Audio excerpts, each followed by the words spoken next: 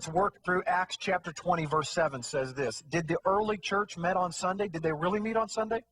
Now, on the first day of the week, which in Greek it's Sabbaton, when the disciples came together to break bread, Paul, ready to depart the next day, spoke to them and continued his message until midnight.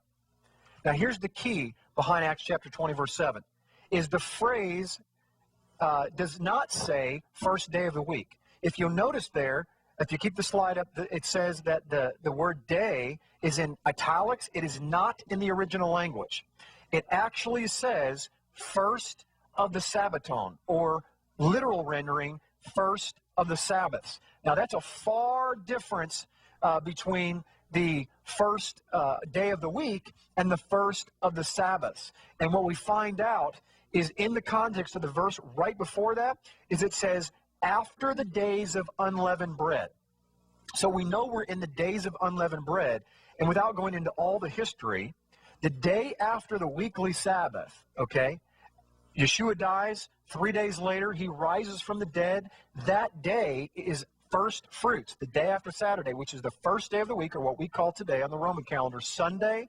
That was what the scriptures call the first of the Shavuots, the first of the weeks. They had to count 7 Shavuots, or 7 Sabbaths, and then they would come to the Feast of Pentecost, or in Hebrew it's called the Feast of Shavuot.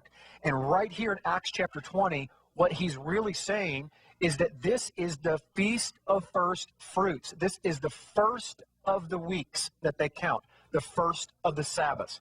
Now, the Greek translators clearly did not understand the feast days, or they would have instantly picked up on this, that it says right in the context, this is during the Feast of Unleavened Bread, and the first of the Sabbaths is that day. It is the day after the Sabbath, or the first day of the week, and that's exactly what the context is saying.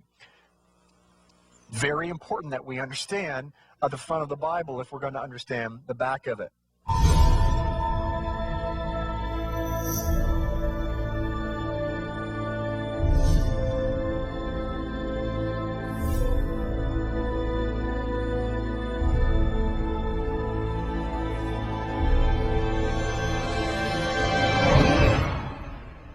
Come and join us as we travel back in time 4,000 years ago to discover exactly where the holidays of Christmas, Easter, and even Valentine's Day come from. Why do we celebrate the birth of Jesus on December 25th?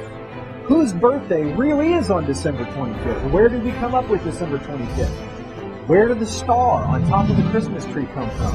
Where did the Christmas tree itself come from? Where did St. Nicholas come from? Are we sure that St. Nicholas even existed? Have you ever wondered where the famous phrase, ho, ho, ho, comes from?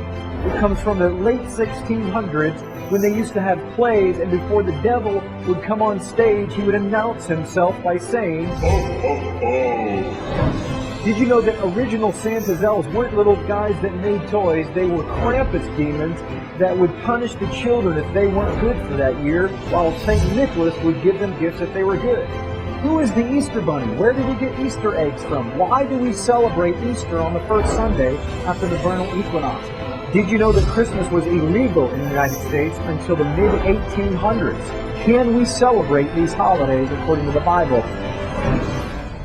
This is by far the most popular video on the internet on the history of Christmas and Easter. This video has changed hundreds of thousands of people's lives, and it will change your life too.